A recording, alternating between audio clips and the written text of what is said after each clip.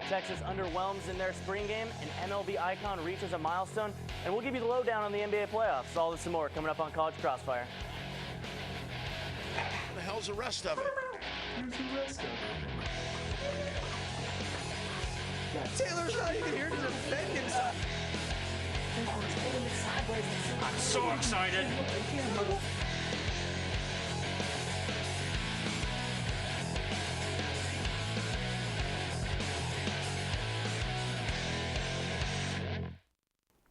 Good evening and welcome into another episode of College Crossfire. As always, I'm your host, Jeff Barker. Before we introduce tonight's panel, let's give you a quick update on some of the local NBA teams in action right now. Dallas Mavericks, last time we checked, up 22 on the San Antonio Spurs. They'll take that game, or go into game 3 with a 1-1 tie with the San Antonio Spurs. Maybe an upset there. Houston Rockets up 39-31 about midway through the second quarter. But now let's go ahead and meet our panel for the night. To my immediate right, we have defending champion and veteran panelist Reese Miller. Absolutely, great to be back on here, looking to defend the title back to back. All right, we'll see if you can get it done. And I hope so. Actually, in all veteran panel tonight, in the middle, Jet Beecham. It's great to be back. It's been a while. All righty, and last but not least, Thomas Bingham. How are you doing, Jeff? I'm doing wonderful, thank you, Thomas. Now, we dedicated an entire block to it in last week's show, and maybe we overhyped it a little bit, but nonetheless, let's take a minute to reflect on the Texas football spring game. A few notable performers that Charlie Strong pointed out in his post-game press conference included running back Malcolm Brown, receiver Jackson Shipley, and defensive tackle Malcolm Brown. So let's take the spring game for what it really is, though. It's a football game in the spring and not the fall, but what was the main thing you guys took away from Saturday's inter-squad scrimmage? Reese. Well, the main thing I took away, and unfortunately it wasn't a whole lot of good things, I think this Texas team, like Charlie Strong said, it's not going to be in the national championship in 2014. It's a long ways away from where it needs to be. And I think the things that stood out to me the most were obviously the play of quarterback Tyrone Swoops. Miles Onyeabule isn't going to be a starter. Trey Holtz isn't in the running. But I guess some positive things you can take away from Tyrone Swoops' performance. After starting 2 of 9, he really was able to come back, sort of fix the mental aspect of his game. But even then, struggled, vastly missing Jackson Shipley on a couple of key throws that you really have to have. A couple linebackers actually dropped a couple plays that could have been interceptions. So I'm not going to buy into the whole, well, Swoops looked so good in the second half because one of the touchdowns was on a screen pass and the other one was on a Hail Mary. So I don't put a whole lot of value into that as much. Another thing that worried me just a little bit, another one of the most important position groups in football, the offensive line, looked pretty scary. Besides Dominic Espinoza, not a whole lot of consistency. Blatant misses. Especially Desmond Harrison, a guy that you really look for to shore up this offensive line. And so to me, the 2 most important position groups in football are the 2 weakest for this Texas team right now. And I think that's got to be alarming from the spring game. All righty. Jet? All right, what I took away from it was this team this year, no matter the change of Charlie Strong, is a lot like last year's team. As he mentioned, Onyeabule and we have Tyrone Swoops, as he mentioned, as well. His 2 touchdowns were on a Hail Mary and a screen pass. That's not something you'd want to see in a spring game. You want to see him make these deep connections, make these slants, make these great passes. And, he didn't do his job. And the defense did show up. It was a 31-7 win. You can't really take much from it because it's Texas playing the Longhorns, so it's team on team. But, it really just showed that there are questions still on offense. And the defense is playing well, and, that's great, but we need playmakers.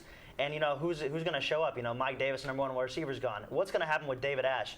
And it's the QB position that we have no clue what's going to happen, and that's the problem. And, that's what I took away from it, that, offense is still shaky. Well, Jet, is the defense playing well, or is the offense just that shaky? I know they're playing each other, but I think our defense is still going to be great, even with Jeff Coat leaving. All right, Thomas, finish us off here. Well, you brought up the quarterback issues, Jet, and, I think what I was really impressed with on Saturday was the defense, forcing those 2 early interceptions, adding another one later on. We do have so many question marks about the most important position on the field going into this season, but there's a lot of work to do for this team to be successful. Charlie Strong said it up front this week. This team is not competing for a national championship this year. This is not what we were expecting this year. This team will be a year or 2 away from actually, or they should be a year or 2 away from getting back to that level because there's going to be an adjustment under the new system.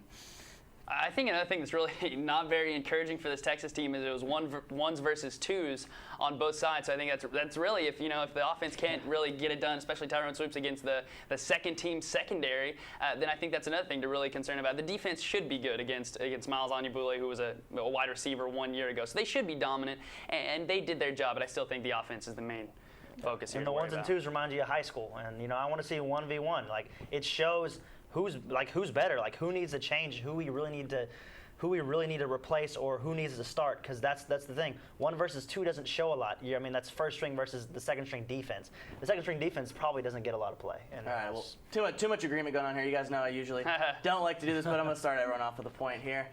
Coming into last Thursday's series opener against TCU, the Texas baseball team had swept their previous 2 conference series and won 7 straight games against conference opponents. But that streak came to a screeching halt this weekend when the Horns were swept by the Frogs. To add insult to injury, Augie's guys were only able to score 1 run the entire series.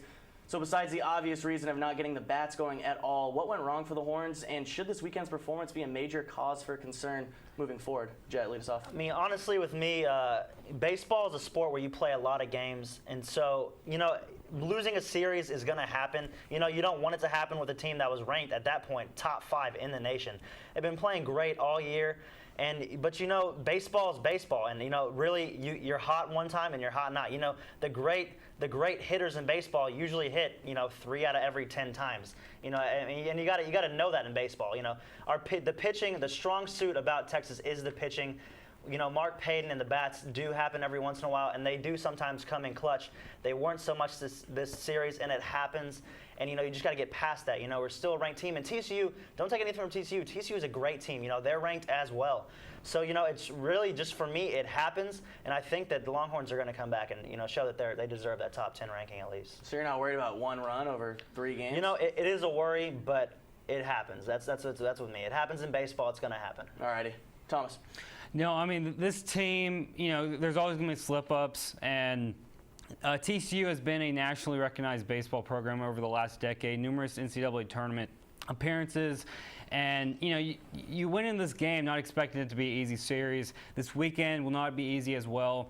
But to finish it up, you got Prairie View, you got Texas State, you got 2 of the worst teams in the Big 12, Kansas State and West Virginia. So this team will be able to finish the season up strong, get back on track against some of those lesser teams, and be able to ultimately get back in position for some type of strong postseason run. I mean, they're only 2 games back in the conference rate for the regular season title. So, it's still in their grasp. If they are able to win or sweep Oklahoma State for some reason this weekend, they got that lead, or at least win 2 out of 3. So this team is in great position to get back on track after that Oklahoma State series this weekend. All right, so Thomas and Jet not worried. Reese, you worried? How can you not be worried? I mean, this is a 1 run over 27 innings is not going to get it done against a team that was second place in the Big 12. Texas really was in control. If they were able to take 2 or 3, even 1 out of 3, they would still be tied for the lead in the Big 12. They need to take at least 2 out of 3 this weekend against Oklahoma State. The most troubling thing is that obviously the offensive output. Now, granted, this weekend they did face 2 pitchers in Finnegan and Fowler, projected to go in the first 3 rounds of the upcoming MLB draft. But either way, this offense really goes through these struggles, and after a weekend where they were Mark Payton base hit away from getting every single hitter a hit in all 3 games against the Oklahoma series, they only have 1 run, and I think the shocking thing is this team's been able to bounce back from so many of its losses and really execute in late game situations, and it's not like they didn't have chances late in the series against TCU with the bases being loaded a couple of times, only down a few runs and grounded into double plays, and I think the real struggle comes from the designated hitter position, a guy that you obviously want some offensive output from. Madison Carter went down with an oblique injury last week. He seemed to be the answer, and all of a sudden they have to put Andy McGuire back there, Jeremy Montalbano, and they're not even hitting over the Mendoza line. So I think it's got to be troubling for Texas. Runs have always been the key because the pitching is always going to keep them in it. They seem to have found their rotation, and for a while they found their groove offensively, but I think you have to be worried. And after scuffling against UTPA, having to come back in that one, I think you definitely have to be worried about where this Texas team is finding its stride at the right time. I do want to add the pitching, like you brought up, has been great all year, kept this team in so many ball games this season, and that's one of the reasons why I'm not worried that this team will be able to bounce back, because they always give their lineup a chance to win each game. Definitely. I think I'm going to give Reese the point on this one. We're going to go into a transition from Texas college baseball to a little MLB milestone. In last night's game against the Washington Nationals, Angel slugger Albert Pujols belted his 500th career home run, making him just the 26th player ever to reach this coveted milestone. Yet for whatever reason, the lead up to Pujols' accomplishment didn't receive nearly the same type of buzz that we've seen previously. Even just looking back 5-10 years ago, reaching this milestone used to garner much more attention than Pujols, arguably our generation's most recognizable slugger, is receiving right now. So it brings up the question, what exactly does the 500 career home run mark mean right now, and what do you attribute this lack of attention to? Thomas? It doesn't mean as much as it used to, because if you go back in history, since 1996, 12 of those 26 have reached it. So basically, a lot of these hitters who have accomplished this feat have been affiliated or associated with the steroid era, so it definitely doesn't have the same meaning than it used to. 14 of the 26 came from 1929 to 1986, so you can definitely tell that there's been some type of use of steroids in there, especially with the hitters that have accomplished it. All right, a good point there, Thomas. Reese? I mean, I don't know about the lack of significance. I think it's very much still significant. I think Albert Pujols recently, it's kind of funny, he's been overshadowed by guys like Mike Trout, Bryce Harper, Jose Fernandez. It's sort of this young generation of baseball. So I think that and his own inconsistency as well. And absolutely. Right now he's leading the MLB in home runs right now after really scuffling the last couple of years with the Angels. So I think that's the big story, is him coming back and maybe the Angels making a run here. But I think it's absolutely still a big deal. And, if he stays healthy for maybe 5-6 years, he's got a chance at, 600, 650, really moving up on the ranks, I think. Okay. So, I mean, honestly, I hadn't even heard that Pujols was close. Of course, it's different because he hit 499 and 500, the first player to do so in the same game. So a lot of people were just expecting it to be one home run till the game, and it would be a countdown. But, with me, the reason baseball has been like this is because it is steroid and PED use. So many players have come out and saying, or have been found to have done PEDs and steroids. And, it's just not the same anymore. Now, I hope Pujols, and I think Pujols is clean.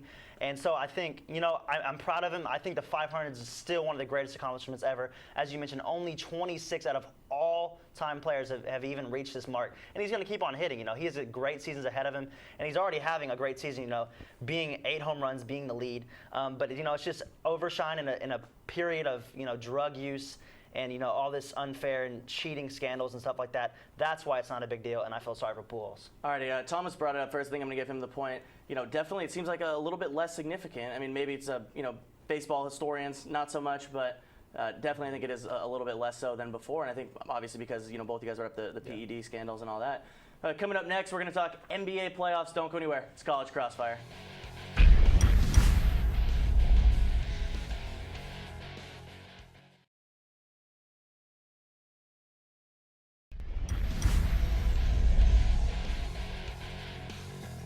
We're back here on College Crossfire. Before we continue on, let's get a real quick score update. We got Reese, the defending champion, with 2, Jet in the middle with 1, and Thomas at the end with 2. Now we're 5 days into the NBA playoffs, and so far it's been everything we could have asked for and more. A record 5 different road teams stole Game 1 from the home team in their respective series. In the West, Portland and Golden State got Game 1 wins on the road. Meanwhile, in the East, Atlanta, Washington, and Brooklyn each won Game 1 of their respective series as well. Were these wins just flukes, guys, or can one of these lower-seeded teams actually come through and pull off a series upset? Reese? I don't think it'd be the hugest upset, but I absolutely buy into Washington and Brooklyn. I know it's only a 5 versus a 4 seed, so and the Nets kind of tanked to get to that point to where they have to play as a 5 seed going on the road. But I'm buying both of these teams to move on. I guess the Wizards are really the big surprise moving past the Chicago Bulls.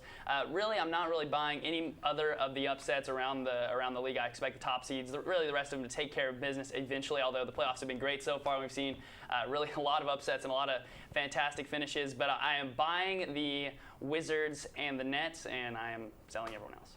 Okay, so you're selling Dallas? You're selling your Mavs even though they won earlier? Unfortunately, I'm selling my Mavs, yeah. I know they didn't take Game 1, and I think it'll be a 6-game series, but I will have to go with the Spurs. All righty, Jet, what do you got? I'm going to be honest. Anything except for really the Heat, Bobcats, even though the Bobcats have played well, anything in the Eastern Conference is not a fluke. All those teams are good teams. Even the 8th-seed Atlanta Hawks, they took care of business in Indiana. And, they took, I don't know. Don't get me wrong. I know it might have just been one game. But I think that the Atlanta Hawks, the way Indiana has been playing at the end of the season, Frank Vogel is playing for his job. coaching for his job really. And I'm also buying Washington. I had Washington definitely beating I believe the Bulls are playing. Yes, and the Nets. I have them beating the Raptors as well. I just think the Eastern Conference is up and grabs. The only secure team is really Miami.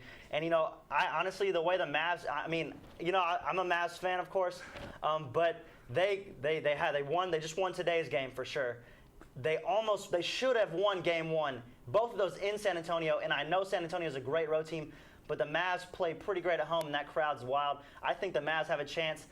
But the Rockets. I think the Rockets will end up beating the Trailblazers, at least with that. I got to say, I've never seen so many people so sure about a 6-3 with Brooklyn over Toronto. I've never seen that before. Thomas. Well, I think any of those teams could actually pull the upset. I mean, you got Atlanta, who has really come on strong the last couple of weeks. They beat Miami.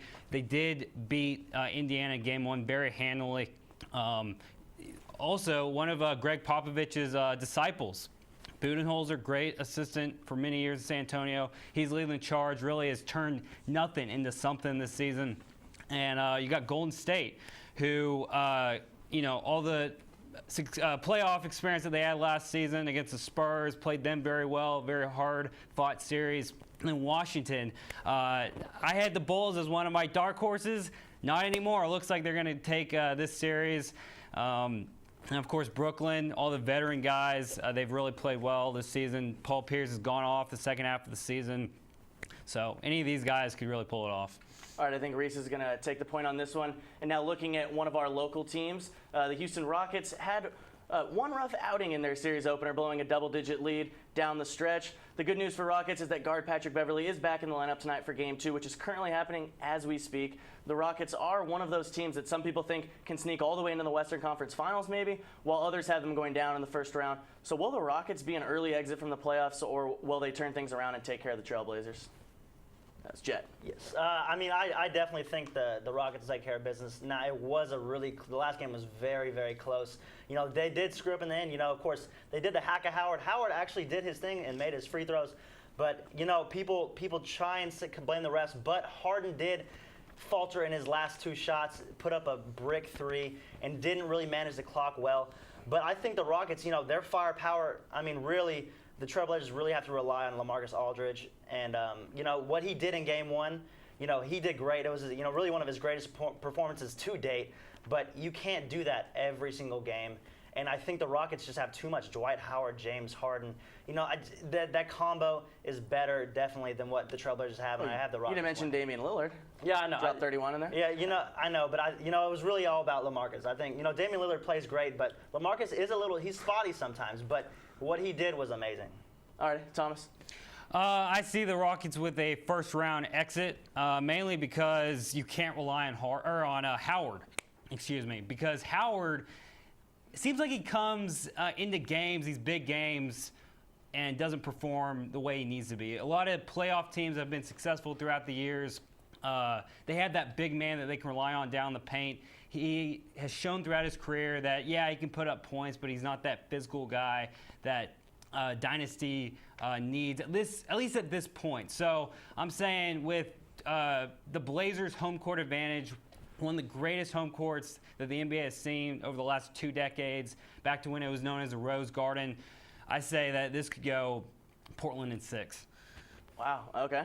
Reese? I'll take Rockets in 7 over the Trailblazers. I think Patrick Beverley does make that difference, really closing out on shooters. I think defensively that's really what they needed to propel them over that. And granted, teams do play Hag Dwight towards, especially later in the games, in these close games. So that's why I don't have them moving past what I think will be San Antonio, who they would play in the second round, and I don't think they'll be seeing a finals appearance or anything like that. I think it's too early. They might be just a tad 1 or 2 years away, a bit too young to do that, simply because Dwight Howard teams do foul right at the very end of these games and put all the pressure on him, and I'm not sure he can handle that just yet, but I do think they have enough firepower to get past the Damian Lillard Trailblazers. All righty, I think I'm actually going to go with Thomas on this one. I think the Trailblazers are going to be able to pull this one out. Now, guys, with Julius Randle declaring for the NBA draft on Tuesday, basically all of the quote-unquote experts, top draft prospects have decided to forgo their remaining college eligibility and turn pro. There's some big names in this draft that people have been hyping up for a while now, most notably Andrew Wiggins, Jabari Parker, Julius Randle, and Joel Embiid. But how many of these guys will actually end up being elite NBA players? And who do you guys have as the number 1 overall pick on the board right now? Reese. Or no, sorry, Thomas.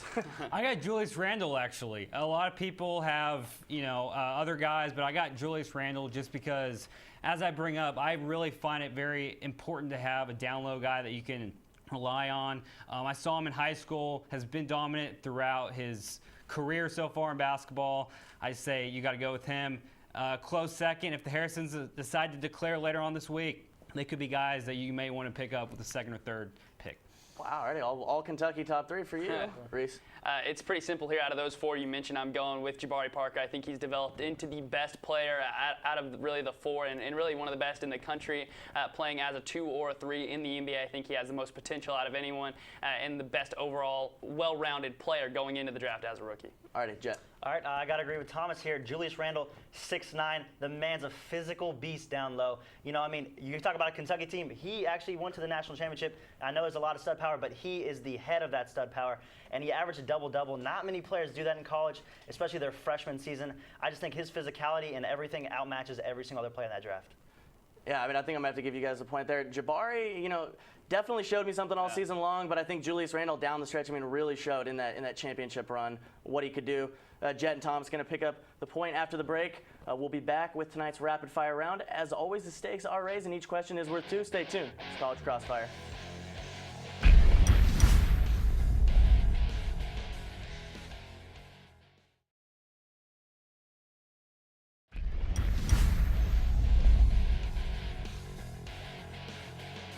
Thanks for sticking with us tonight on College Crossfire. Let's get one last score update before we get into rapid fire. We got Reese, the defending champion, with 3, Jet with 2, and Thomas in the lead with 4. Now, there's no doubt that Indiana Pacers center Roy Hibbert is struggling as of late. Page Q Sports decided to take matters into their own hands when they actually created a fake Amazon ad placing Roy Hibbert on sale for $143,000. The fake ad describes Hibbert as the perfect center for your tanking NBA franchise and excellent for reaching things you can. So your job tonight is to give me one underachieving athlete that you think is severely overpaid and tell me how much you think that they're really worth. Anybody jump in here? Wow. Greg Oden. He's not really worth that much anymore, though.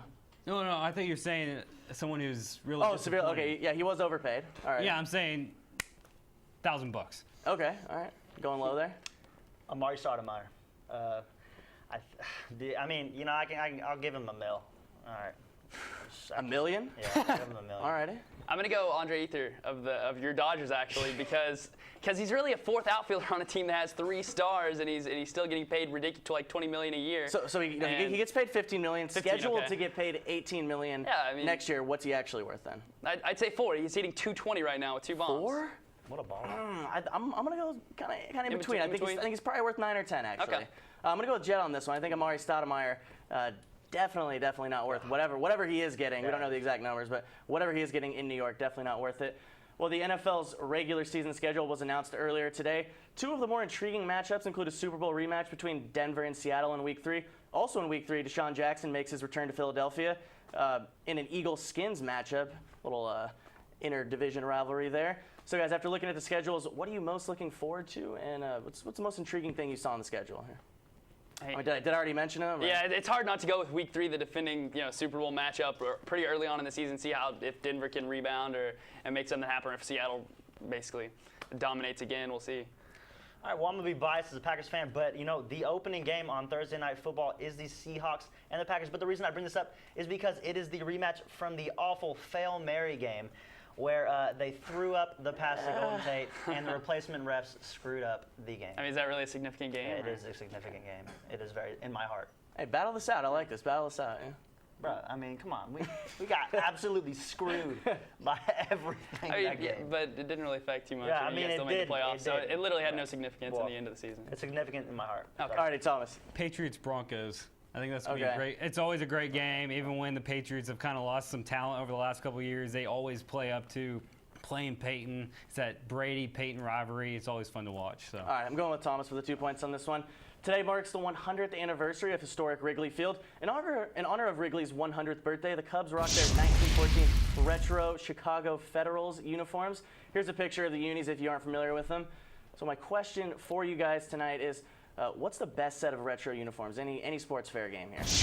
Oh, the best set of retros. It's not even close. It's the Chargers. It's the throwback powder blue Chargers. Okay. Best looking Astros sports. Rainbow 70s. That's like My bad. I gotta go with Classic look. the Tampa Bay Buccaneers powdered orange. Oh. Okay. The creamsicle? Yeah, Yeah, those are gross. I think I'm actually going to go with the Gross. creamsicle on this Can one. I go? Can we go ugliest uniforms? The Broncos throwback Browns with the brown stockings. Or the Bro, Steelers, even- the gel ones. Yeah. Packers got the yellow with the circle in the middle. Hey, of the brown. nobody said the Washington Bullets. Those old unis. Anybody Yeah. remember those? No. Nah. That was such an awesome Doesn't- name, though. doesn't pop. Yeah, true. Washington Bulls is an awesome Yeah, name. You've definitely seen them before. You've definitely seen them before, I Jet. might have. I'm actually close to taking your win away now, though. You know. No, I'm just joking. I've seen him, Jeff. I've seen him. Actually, I do think we have some time for FaceTime, though, Jet. What do you I got for won. us? Yeah, you won, man. You got the last crap. 2 points. All right, well, being a Dallas fan, great day for Dallas today. Rangers won earlier. I believe the Stars won, finally tied up in the series. And the Mavs just beat the Spurs. Awesome day. It's just a great day to be a Dallas fan. I know my boy Reese over here is a fan as well. Unfortunately, his Cowboys aren't awful. Of course, the schedule came out today.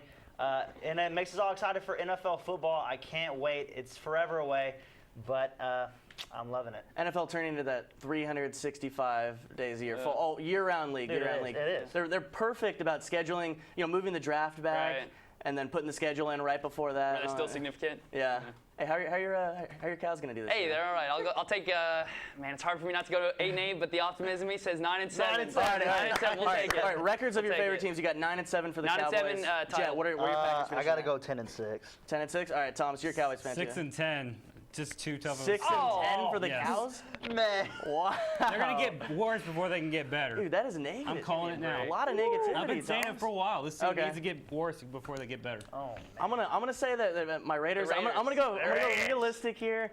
I'm gonna say I think we can go 8-8, but we're gonna go 6 and 10. We're gonna go 6 and 10. So It's not bad. pretty It's not realistic. bad. yeah. All right, well, that's all the time we have for you guys tonight. Thanks for tuning in to another episode of College Crossfire. Make sure to tune in next week at the same time for our very last episode of the semester and our annual senior show, where we will send out our sports department seniors out into the real world in style. For everyone in Master Control, the studio, the panel, and myself, good night. We'll see you all next week.